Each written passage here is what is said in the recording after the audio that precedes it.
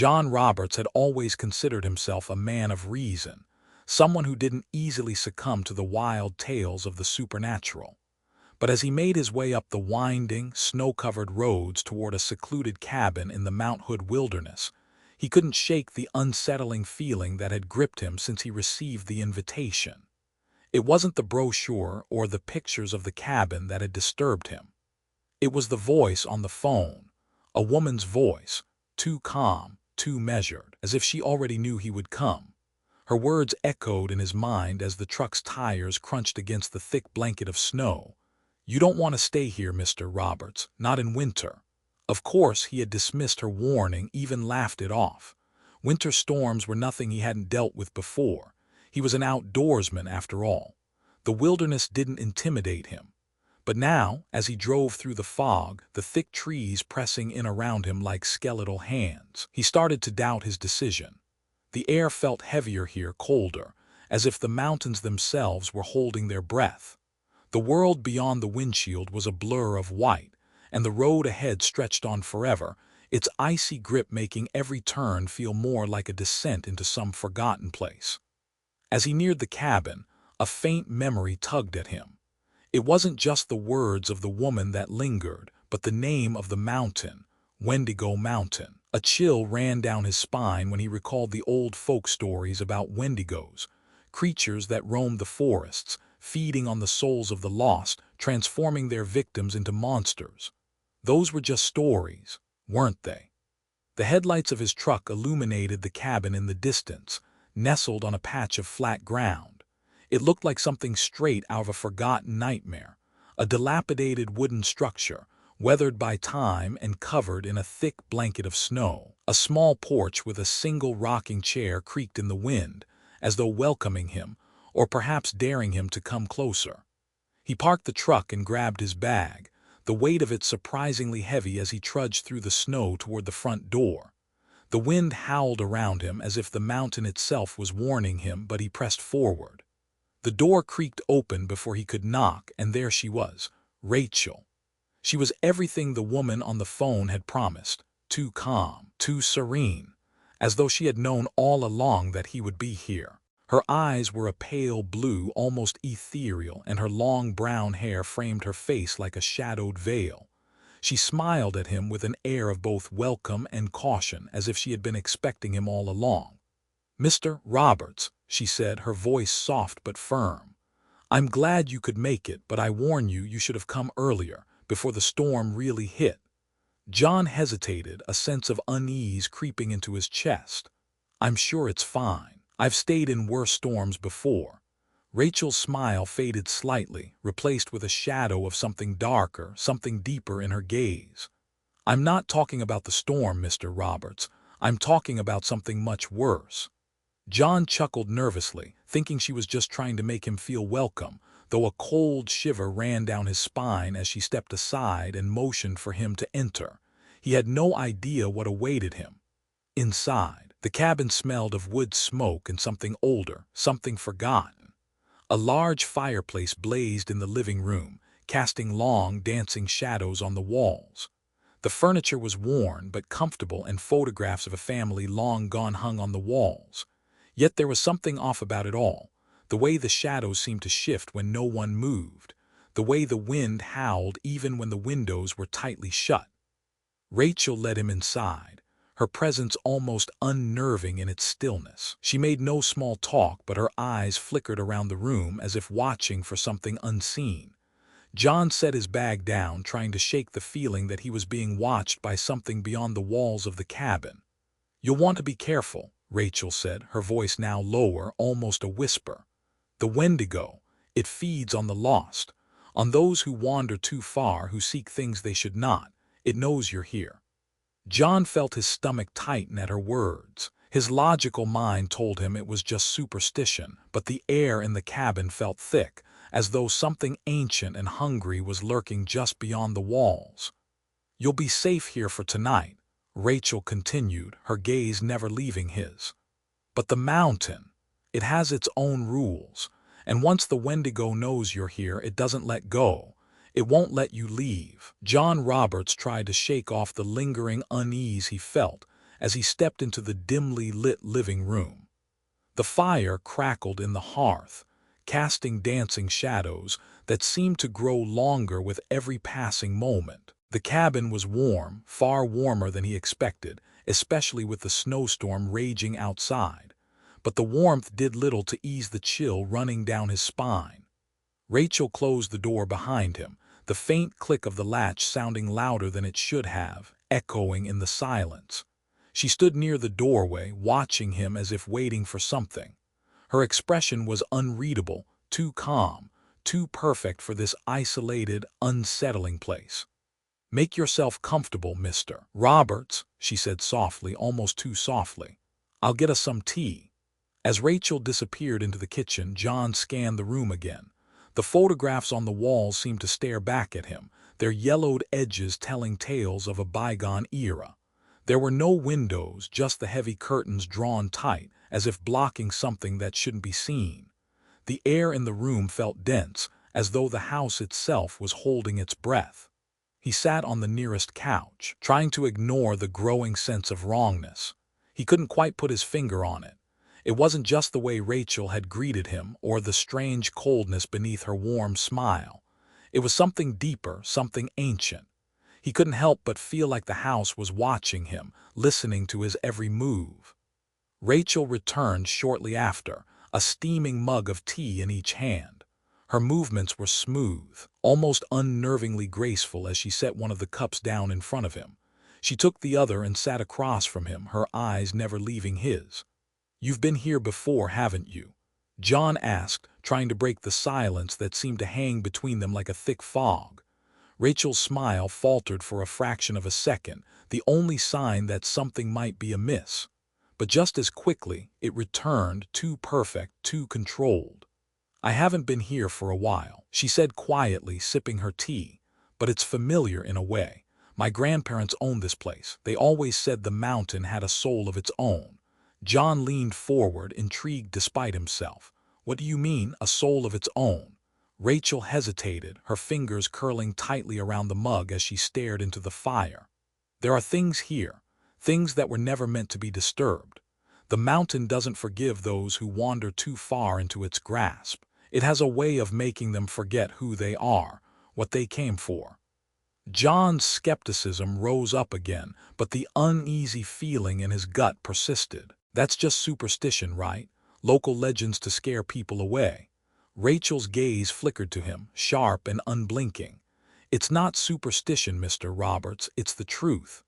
She set her cup down, her voice growing soft, almost mournful. "People have been coming to these mountains for generations, but not all of them return. Some, like my grandparents, never made it back. Others are never the same after they leave." The hairs on the back of John's neck stood up as she spoke. Her words felt like an omen, as though she was warning him of something he didn't want to acknowledge. He opened his mouth to reply, but was cut off by a sudden gust of wind that howled through the chimney, making the flames in the fireplace flicker and dance. Rachel stiffened, her eyes narrowing. She stood up, her movements swift and controlled like a predator on alert. "I told you, Mr. Roberts, the Wendigo knows you're here." John stood up too, his heart pounding. "What the hell is a Wendigo? Is that what you've been talking about?" Rachel didn't answer right away. Instead, she walked to the window and pulled back the curtain, peering out into the swirling snowstorm. John followed her, but as he reached the window, he froze. Outside, through the swirling white mist, he could just make out a figure standing near the tree line, tall, too tall and impossibly thin, with eyes that seemed to glow faintly in the dark. It wasn't human. The figure stood motionless, watching them. John's breath caught in his throat, and for a moment time seemed to stand still. His entire body went cold, and the fire in the hearth seemed to sputter out, as though the creature outside had sucked all the warmth from the cabin. Rachel turned sharply, her expression now serious, devoid of any calm facade she'd previously worn. "It's here," she whispered. "It's been waiting." John's mind raced, his heart hammering in his chest. He grabbed for his jacket, ready to run. "What is that thing? What the hell's going on here?" Rachel didn't reply. Instead, she grabbed his arm, her grip like iron, pulling him away from the window. "You need to stay inside," she said urgently. You'll be safe here, for now. John jerked his arm free, panic rising in his chest. Safe from what? That thing outside. You know what's happening, don't you? Tell me. Rachel's eyes were wide, her face pale, but there was no hint of fear in her voice. It's not the creature you should fear, Mr. Roberts. It's what happens to you when it gets inside your mind. The wind outside picked up again, howling like an animal in pain, but this time it wasn't just the wind. John could hear something else beneath it, a low, guttural growl that seemed to come from the depths of the earth itself. It made his blood run cold. Rachel's face was shadowed by the dim light, but John could see the fear now, clear in her eyes. You have to understand, the Wendigo doesn't just kill. It changes you. It makes you forget who you are, what you came here for. It makes you hunger for things you can't even comprehend. John's breath quickened as the growl grew louder, closer. His instincts screamed at him to run, to get as far away from this place as possible, but the storm outside had trapped him here, and whatever was out there was waiting. The howl outside grew louder, until it pierced through John's mind like a razor-sharp scream. His vision blurred, and for a moment, he felt like he was drowning in darkness. Get a grip, he told himself, shaking his head violently. But no matter how hard he tried, the darkness was closing in on him, the Wendigo's call pulling him closer to madness. Rachel was right. It was already inside him. The night stretched on like an endless shroud, each minute dragging heavier than the last. The wind outside had calmed, but the sense of foreboding had only grown stronger. John Roberts couldn't shake the feeling that he was no longer alone in the cabin. The walls, once welcoming, now felt like they were closing in around him, and the dim light from the fire seemed to flicker erratically, as if the flames were struggling to keep the darkness at bay. Rachel had been quiet since their encounter at the window. She hadn't mentioned the Wendigo by name since that night, but the fear in her eyes had spoken louder than any words. She moved around the cabin, her steps purposeful but soft, as though trying not to disturb something that was waiting just beyond the veil of reality. John couldn't sit still anymore. He paced the cabin, his mind spinning with the fear that had begun to overtake him. What was it? What was out there? Was it the creature Rachel had warned him about, or was it something more, something older, something that had already begun to claim him without him even realizing? He needed to understand, but every step he took seemed to drag him deeper into the nightmare. Suddenly, the silence was shattered by a sharp knock at the door.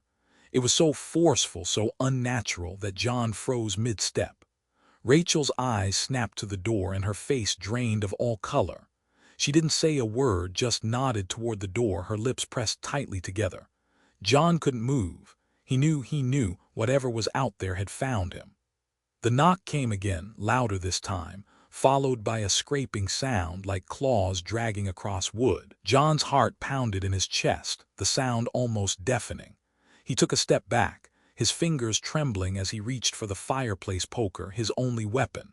The shadows in the room seemed to grow longer, stretching across the walls as the wind picked up again outside, carrying with it a low, mournful howl. "Don't open the door," Rachel whispered urgently, her voice barely audible over the rising wind. "It's not just the Wendigo you should fear, it's what it brings." But it was too late. The door creaked open, a slow, agonizing motion as if the house itself were protesting.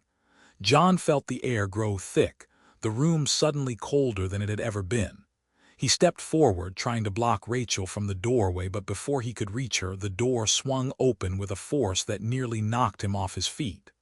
There, standing in the doorway, was a figure, tall, too tall, and impossibly thin. Its skin was a grotesque mixture of pale white and sickly gray, stretched tight over its bones. The creature's eyes glowed faintly, an unnatural red, and its mouth hung open in a grotesque, silent snarl. John's breath caught in his throat as the creature stepped into the cabin. It moved with an eerie fluidity, its limbs bending at unnatural angles. The smell that hit John was overpowering, a stench of decay, like something long dead that had been reanimated by some malevolent force. And then it spoke, or rather it whispered. "You can't escape." John's legs gave out beneath him as the voice reverberated through his skull, a chorus of hungry whispers that filled his mind with visions of death. He fought to stay conscious, to keep his grip on reality, but the Wendigo's presence was too overwhelming. Rachel grabbed him by the arm, pulling him back toward the far corner of the room. "It's here. It's come for you, for both of us," she murmured, her voice trembling as she looked into the creature's glowing eyes. "We're all just prey to it in the end." John tried to push her off to get to his feet, but his body refused to obey. Every muscle felt like it was being crushed under an invisible weight. The Wendigo moved closer, its mouth opening wider, as if it was savoring the fear that radiated off of them. Suddenly, the creature's head jerked back as if it had heard something from beyond the cabin. The floor beneath them groaned, the house creaking as though it too was alive, bearing witness to the horrors that were unfolding. John's heart raced as the Wendigo let out a guttural scream, one that was so primal, so filled with agony that it felt like the very air around them was shattering. He turned to Rachel, his voice shaky as he asked, "What does it want? Why is it here?" Rachel's face was pale, her lips trembling. "It wants everything, all of it, the Wendigo. It feeds on more than just flesh. It takes your very soul, your memories. It makes you forget what you are, until all that's left is hunger." The Wendigo took another step toward them, its claws scraping across the floor, and John's blood ran cold as it spoke again, its voice a low, rasping growl. "I'll make you hunger. Forever." The fire in the hearth flickered and died with a final crack, plunging the room into darkness. John's breath caught in his chest as he heard the creature's claws click across the wood floor, getting closer, closer. He could feel it behind him, its presence so suffocating that he couldn't even move. Then, as if some unseen force had snapped him back into reality, a blinding pain shot through his chest. The Wendigo's claws had sunk deep into his skin, and the world went black. John's head throbbed as he tried to push himself to his feet, his body aching from the Wendigo's assault. His vision swam in and out of focus, the dim light of the cabin flickering in the corners of his mind. His chest felt tight, as though the weight of the creature's presence had somehow settled within him, pressing down on his very soul. He could still feel the coldness of its claws as they had sunk deep into his skin, as though they had left behind an imprint that would never fade. Rachel was there, crouched beside him, her hands shaking as she gently touched his arm. Her voice was soft, trembling as she whispered, "You have to listen to me, John. We can't fight it. We can't win against it. No one can." John's mind felt like it was spinning out of control. He had never been one to believe in superstition, never been one to put stock in old stories and legends. But now, with the Wendigo's claws still fresh in his memory and the cold, suffocating air around him, it was impossible to ignore the undeniable truth that had been thrust upon him. The creature, the Wendigo, wasn't just a monster from some old tale. It was real, and it had come for him. Rachel's voice broke through his thoughts again, sharp and desperate. "Wants us both. It's been hunting us for longer than you think." The words hung in the air between them, heavy with meaning. John turned his head, his eyes narrowing as he looked at her. "What do you mean? What do you mean hunting us for longer?" Rachel swallowed hard, her eyes darting to the shadows in the corners of the cabin as if she expected the Wendigo to appear at any moment. "It knows what we want, what we need. It feeds on that, on our desires, our desperation. And it's patient. It waits for the perfect moment to strike." John shook his head, disbelief clawing at him. "But why? Why me? Why are we here? Why is it after us?" Rachel's gaze flickered to the fire, her face pale and drawn. "Because of what happened here, all those years ago. My family, my grandparents, they weren't the first to disappear, and they won't be the last." John felt a cold lump form in his throat. He couldn't understand it. His mind struggled to keep up with the unfolding nightmare around him. The Wendigo was real. It was hunting them, and they were trapped in this cabin with no way to escape. Rachel stood up, pacing the room now, her movements frantic. "It's not just the Wendigo you should be afraid of, John. It's what it does to you, what it makes you do." John's mind raced, trying to piece everything together. His breathing quickened as panic set in. "What does it make you do? What are you talking about?" Rachel's voice dropped to a whisper, her words laced with a terror that sent a chill through John's bones. It doesn't just kill, it turns you into something else, something you can't control, and once it has you, there's no way out. It feeds on your soul, until there's nothing left. John could feel his heartbeat pounding in his ears, the dread creeping in like a cold fog. The air in the cabin seemed to grow thicker, and he could hear the soft creak of the floorboards underfoot, as if something were moving in the shadows. His eyes locked onto Rachel, desperation surging in his chest. "We can't just sit here, we have to do something." Rachel's eyes met his, her expression haunted. "We can't fight it, John, we have to survive. That's the only thing we can do." John's breath hitched as the realization hit him like a hammer. Rachel wasn't just talking about survival in the physical sense. She was talking about survival in a much darker, more twisted way. The Wendigo wasn't just after their bodies. It was after their very essence, their minds, their souls. Suddenly, the wind outside picked up again, howling through the trees with an eerie, unnatural wail. John's pulse quickened, and he instinctively turned toward the window, his gaze darting to the snow-covered forest beyond. The world outside seemed frozen in time, the silence deafening. Then he saw it. In the distance, standing just beyond the tree line, was the figure again. The tall, impossibly thin silhouette, its glowing red eyes fixed on him. The Wendigo, it was watching them. John's heart skipped a beat, the sight of the creature paralyzing him with fear. He could feel its presence in the air, pressing in on him, suffocating him with the promise of death. "Rachel," he gasped, his voice barely a whisper. "It's here, it's watching us." Rachel turned to face him, her face pale with terror. "It always is, always watching." John felt a shiver crawl up his spine, the reality of their situation crashing down on him. He had been foolish to think he could escape this. There was no running, no way to outrun something like the Wendigo. The air in the cabin grew colder, the temperature dropping so fast that John could see his breath fogging in front of him. The fire in the hearth sputtered and died, the room plunging into near darkness. Then a sudden noise broke the silence, the soft thud of something heavy hitting the cabin's walls. A low, guttural growl rumbled from outside, growing louder, more frantic. The Wendigo was closing in. John's instincts kicked in. He grabbed Rachel's arm, pulling her toward the back door of the cabin, his pulse racing. "We need to go, we need to leave now." But Rachel pulled away, her expression filled with a resigned sorrow. "There's no escaping it, John, it's already inside." The growl outside grew louder, followed by the unmistakable sound of claws scraping against wood. The Wendigo was here. Suddenly, the door flew open with a deafening crash, and there it was.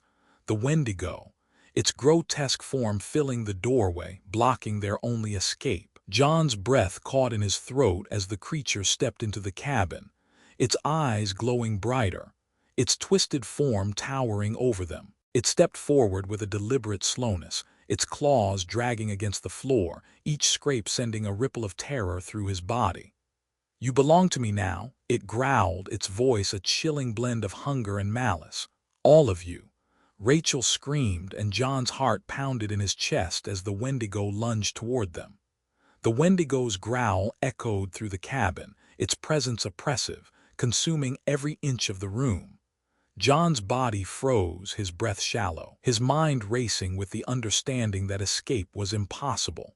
The creature's red eyes glowed with an unnatural hunger, its skeletal frame shifting as it advanced, its limbs bending at unnatural angles as if its body was no longer bound by the laws of nature. Rachel stood next to him, her face pale, but her eyes locked on the Wendigo with a strange acceptance. It was as if she had already come to terms with the inevitability of this moment. John, on the other hand, was trembling with the primal fear of something that couldn't be fought, something that could never be outrun. "We can't outrun it," Rachel whispered, her voice quivering. "It's already inside of us." John shook his head violently, his grip tightening on the fireplace poker in his hands. He didn't care what she said. He refused to accept that they were going to die here in this cursed place. The world outside was covered in a thick layer of snow, trapping them inside this nightmare. But he had to believe that somehow there had to be a way out. The Wendigo's glowing eyes locked onto him, and John felt a strange pull, an almost magnetic force drawing him toward the creature. His body felt heavy, like it was being crushed under an unseen weight, and his thoughts became jumbled, foggy. "No!" he screamed, trying to shake off the paralysis that had taken hold of him. "I won't give in to this." But it was too late. He could feel the Wendigo's presence deep within his mind now, gnawing at his thoughts, filling his head with whispers of despair, of hunger. The creature's voice slithered into his ears, slick with malice. "You're already mine, John," the Wendigo rasped, its voice like nails scraping against glass. "You belong to me now. All that you are, all that you were, it will be consumed." John's knees buckled as the voice grew louder, more insistent. The world around him blurred, the edges of reality starting to twist and warp. He could feel his grip on himself slipping, like sand through his fingers. The fire in the hearth flickered wildly, its warmth suffocated by the overwhelming cold in the room. Rachel grabbed his arm, her fingers digging into his flesh as she pulled him away from the creature's gaze. "Don't listen to it. Don't listen to its lies," she screamed, her own voice strained with panic. But the words of the Wendigo were too strong. John's vision distorted as he saw images flash before him, images of his past, his regrets, his failures. He saw his ex-wife, Jennifer, her face twisted in agony as she screamed at him. He saw his family, their faces disfigured and mangled by hunger, by the very thing that the Wendigo had forced them to become. He felt himself slipping further into the abyss, the Wendigo's influence tightening its grip on his soul. His mouth went dry and his limbs grew weak. He could hear the Wendigo's voice again, louder this time, filling his ears with promises of death and hunger. "You are nothing," the creature snarled. "You are as hollow as the others, a vessel waiting to be consumed. You will join them, you will feed me." John's body convulsed with a primal scream, but the Wendigo's influence stifled him. His thoughts were drowning beneath a tide of terror and hunger that wasn't his own. His mind, once his own, was slipping away as the creature's presence crawled deeper into his consciousness. "No!" John roared, his voice barely a whisper against the cacophony in his mind. He tried to move, tried to break free from the invisible chains that had ensnared him, but his body wouldn't obey. The Wendigo's influence was too powerful, too consuming. And then, just when John thought he couldn't take it any longer, a sudden rush of cold air cut through the cabin. The wind howled, rattling the windows, and the fire in the hearth sputtered. Rachel gasped, her grip on John tightening as she looked at the door. Through the crack of the door, a figure appeared in the doorway, silhouetted against the blinding white of the snowstorm outside. The figure was tall, hunched, and moved with a peculiar grace. Its eyes, glowing bright, locked onto John's, and for a moment everything froze. It wasn't human. Rachel let out a strangled cry. "It's here," she whispered, her voice trembling with raw fear. "It's come for us." John felt his heart skip a beat. His mind was still foggy, but something inside him screamed to fight, to run. This wasn't just a creature of flesh. It was a force, a twisted, malevolent spirit that thrived on their fears, their hunger. It could possess them. It could turn them into monsters. It was already inside of him, eating away at his very being. And then it lunged. The Wendigo moved so quickly that John didn't have time to react. He saw its twisted claws reaching for him, its mouth opening wide, a hunger so deep it felt like it could swallow the entire world. But something deep within him, the last remnants of his will, fought back. He grabbed the fireplace poker, his hands slick with sweat, and swung it with all his might, aiming for the creature's head. The poker hit its target, but it felt like striking stone. The Wendigo's eyes flashed with fury, and it let out a sound that was a mix of a growl and a scream, shaking the very walls of the cabin. Rachel screamed, pulling John back as the creature staggered. But the Wendigo wasn't done. Its claws raked across the floor, tearing through the wood as it advanced again, its body twisting unnaturally, its face contorted in a grotesque snarl. John felt his mind cracking, his resolve slipping. The creature's influence was too strong, too overwhelming. His vision darkened and his body was no longer his own. But then something snapped. In the depths of his mind, a single thought broke through the chaos. I won't become like them. The Wendigo's eyes widened as John pushed past the creature's influence, fueled by sheer determination. He couldn't let this thing win. Not now. Not when there was still something left in him to fight for. With a guttural yell, John grabbed the nearest weapon, a jagged piece of wood from the broken floor, and thrust it toward the Wendigo, aiming for its chest. The wood sank into its flesh, and the creature let out a deafening shriek, the sound reverberating through the cabin. The Wendigo staggered back, its form flickering, as if it was momentarily uncertain of its own power. John's breath came in ragged gasps, but he didn't stop. He knew he didn't have much time. The Wendigo, its body writhing with pain, opened its mouth, and in that moment John saw what it truly was, a creature born of hunger and madness, a twisted reflection of the very worst parts of human nature. He knew then that this wasn't just a battle for survival, it was a battle for his very soul. The Wendigo screamed once more, its eyes burning with rage, but John's grip on the piece of wood tightened. He wasn't going to let it win. Not this time. The cabin was filled with an eerie silence after the Wendigo's last, blood-curdling shriek. John could hear his heart pounding in his chest, each beat a reminder of how close he had come to losing himself completely. His hands shook, and the jagged piece of wood he had used to strike the creature was slick with its dark, putrid blood.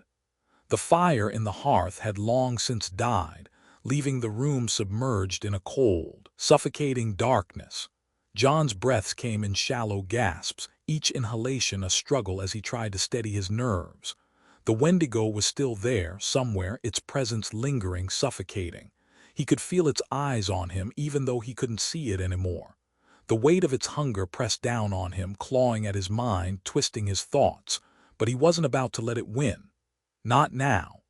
Behind him, Rachel was silent, her body frozen, her gaze fixed on the space where the Wendigo had last been. She too was on the edge of breaking. She could feel it, just as he did, the darkness creeping back into the cabin, the creature's insidious influence waiting to strike once more. Suddenly, the floorboards creaked. John's head snapped up and his eyes scanned the shadows. He knew it was coming. The Wendigo was not finished. It never was. Before he could react, the creature lunged from the darkness, faster than John had ever anticipated. It moved like a blur, its body contorting and twisting as it sprang at him with unnatural speed. John barely had time to raise his arm before the Wendigo's claws slashed across his face, raking deep lines into his skin. He staggered back, pain blooming across his cheek, but he refused to fall. This wasn't the end. It couldn't be. John grabbed the fireplace poker again, his hands tight around the cold metal, and swung with everything he had. The Wendigo howled as the poker struck its side, but the creature's skin was like stone, unyielding, resistant to everything John had. Rachel's voice, panicked and desperate, cut through the chaos. "It's not just its body you have to fight, John. It's its mind, its hunger. It's in you too." John's pulse raced. The Wendigo wasn't just a monster of flesh and bone. It was something far worse, an embodiment of hunger, madness, and despair. And Rachel was right. It had already started to take hold of him, gnawing at the edges of his sanity, pushing him closer to the brink of madness. He could feel its influence, seeping into his thoughts, making him question everything, making him hunger for things he couldn't name. With a growl, John swung the poker again, catching the Wendigo in the shoulder. This time the creature staggered back, screeching in pain as the metal embedded deep into its flesh.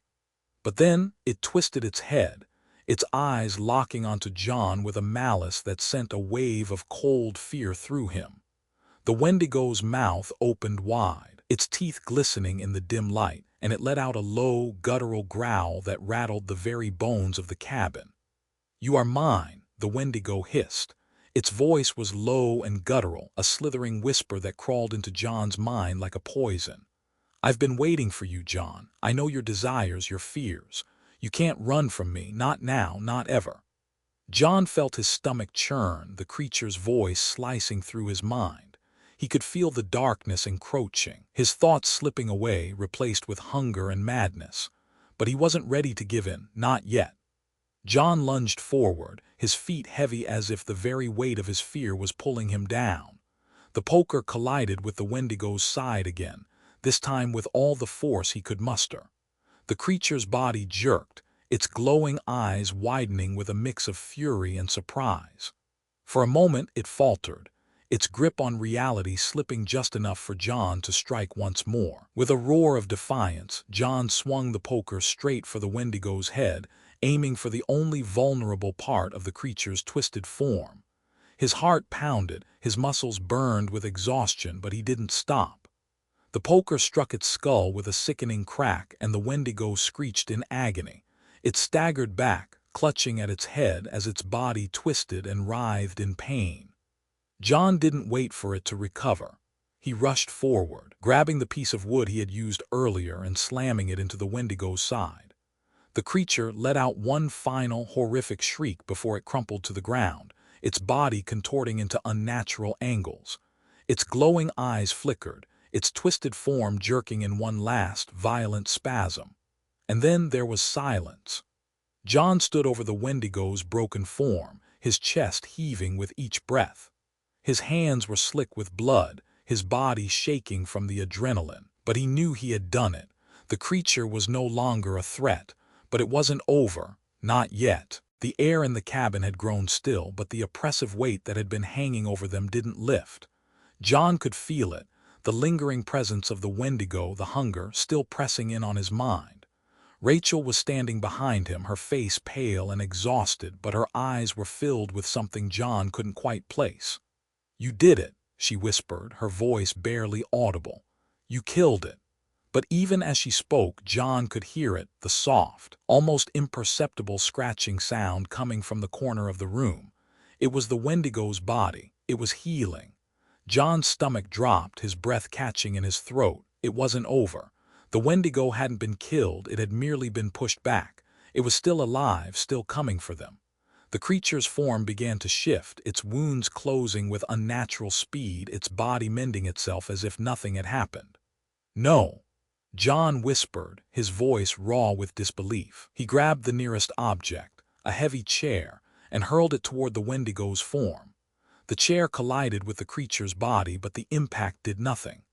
The Wendigo's body was already regenerating, its skeletal limbs stretching and bending into place as it rose once more, stronger than before. The Wendigo locked its eyes onto John, its mouth twisted into a grin that revealed rows of jagged teeth. "I told you," it whispered, its voice slithering into John's mind. "You can't kill me." John's blood ran cold as the Wendigo took a step forward, its body still in the process of healing. He felt his heart skip a beat as it towered over him, the air growing colder with each passing second. And then, with a sickening crack, the Wendigo lunged. The Wendigo's howl pierced the silence of the cabin as its monstrous form lunged toward John, its eyes glowing brighter than ever. The creature moved with unnatural speed, its claws extended like daggers, ready to tear through his flesh once more. John barely had time to react. His heart raced as his body moved on pure instinct, driven by the primal fear coursing through his veins. But then, just as the Wendigo's claws were inches from his chest, there was a blinding flash of light from the corner of the room. The fire that had long since died erupted back into life, roaring with an intensity that filled the cabin. The flames surged higher, hotter, casting eerie shadows against the walls. And standing there in the doorway was Rachel. Her face was pale, but there was something fierce in her eyes. She raised a hand, her fingers trembling, but there was no mistaking the determination in her gaze. In her other hand she held a silver dagger, the blade gleaming in the firelight. The Wendigo hesitated, its snarling face shifting, its gaze flickering between John and Rachel. It knew what the dagger meant. Silver, a weakness. "Leave him alone," Rachel growled, her voice laced with a terror that John had never heard from her before. "You can't have him. Not this time." John barely had time to process what was happening before Rachel rushed forward, the silver blade gleaming in the dim light. She thrust the dagger into the Wendigo's side, and the creature let out a howl of agony, its body twisting and jerking as the silver burned through its flesh. John's breath caught in his throat as the Wendigo staggered back, its form momentarily frozen in place, the flames from the hearth flickering violently around it. The creature's glowing eyes widened, then narrowed with a feral rage. It snarled, its body convulsing as it tried to pull away from the burning pain, but Rachel didn't relent. She pressed the blade deeper, her hands shaking but steady. "I won't let you take him," she whispered, her voice filled with both fear and resolve. The Wendigo let out one final, bone-chilling scream as it recoiled, the silver eating through its dark, twisted skin. Its body began to writhe and contort, the regeneration that had been so powerful before starting to slow, then faltering entirely. The creature's form collapsed to the ground with a sickening thud, the flames from the hearth casting the room in flickering shadows as it writhed in its final moments. John stumbled backward, his mind racing as he tried to comprehend what was happening. It was over. It had to be. But then there was a shift in the air. A low rumble filled the room. The Wendigo's body twitched and the temperature in the cabin dropped again, colder than it had ever been before. Rachel's eyes widened in horror. "No," she gasped, her voice barely audible. The Wendigo's body began to break apart, its form disintegrating into dust, but its spirit, the thing that had plagued them both, remained. It was far from defeated. It was changing. A dark shape, shifting and swirling, emerged from the remains of the Wendigo's body, taking on an almost human-like form, but much larger, towering over them both. Its eyes still burned with that same crimson glow, the hunger still pulsing through the very air around them. The Wendigo was not dead, not completely. It had only shed its physical shell, and now it was even more dangerous, more powerful than before. Its twisted, skeletal hands reached out, its maw opening wide, revealing rows of teeth too sharp to count. Rachel turned to John, her face stricken with terror. "We can't kill it, not like this," she whispered. "It's feeding. It needs more. It's going to feed on us." John's heart hammered in his chest as he tried to steady himself. His body still felt weak from the battle, but he couldn't let the creature win. He couldn't let it take Rachel, or worse, turn them into one of its victims. The Wendigo's form began to flicker, shifting between shapes too fast for John to keep track of. It was as though the very essence of the creature was unstable, torn between worlds, and the only thing holding it together was its hunger. Its endless, insatiable hunger. "No," John whispered to himself. He couldn't let it control him. He couldn't let it win. A flash of memory suddenly pierced through his mind, his ex-wife, Jennifer. Her face, her smile, the warmth of her touch. The memories of their life together flooded his mind, drowning out the terror that surrounded him. Jennifer's voice echoed in his head. "You're stronger than this. You always have been." The Wendigo's glowing eyes locked onto him, sensing the change in him, sensing his resistance. It let out a low growl, its form beginning to grow more solid as it surged forward. It was now or never. Without thinking, John lunged forward, his hands shaking as he grabbed the silver dagger Rachel had dropped. The creature moved with blinding speed, its claws slashing through the air as it reached for him, but John was already in motion. With a scream, he drove the silver blade into the Wendigo's chest, the metal scorching its flesh, making it writhe and howl in pain. For a moment, the Wendigo's body went still. John, panting, his vision spinning, tried to pull the blade free, but it was stuck. The Wendigo's body trembled, its form flickering again, the power within it fading as the silver took hold. The hunger in its eyes flickered, slowly dying out. "No more," John gasped, his voice breaking as he held the dagger in place. He pressed his weight against it, watching as the Wendigo's form began to dissipate. The creature screamed, its mouth stretching wide in a final, deafening howl, but this time the scream was different. It was filled with terror, not rage. Terror that it was losing. The creature's form began to crumble into nothingness. its body turning to ash as the silver burned through it, leaving nothing behind but a charred skeleton. The last remnants of its power flickered out, vanishing into the air with a final, terrifying wail. John collapsed to his knees, his body drained of energy, his mind reeling from the battle. The room was silent now. The air felt lighter and the temperature began to rise again, but it wasn't over yet. Rachel knelt beside him, her face pale and worn, but her eyes were filled with something that resembled relief. We did it," she whispered, her voice shaking. John barely had the strength to nod, his hands trembling as he wiped the sweat from his brow. The Wendigo was gone, for now at least, but deep down John knew that it wasn't truly over. The darkness, the hunger, the memories, those things would stay with him forever. He had faced the Wendigo, but the cost had been high, and no matter what happened, he would never be the same again. Rachel's voice broke through his thoughts. "You did good, John, but the world, it's never going to be the same." John looked up at her, his eyes weary but resolute. He knew she was right. They had survived this night, but something darker still loomed on the horizon. The Wendigo was dead, but there would always be something else, something worse. For now, though, they had won. They had escaped.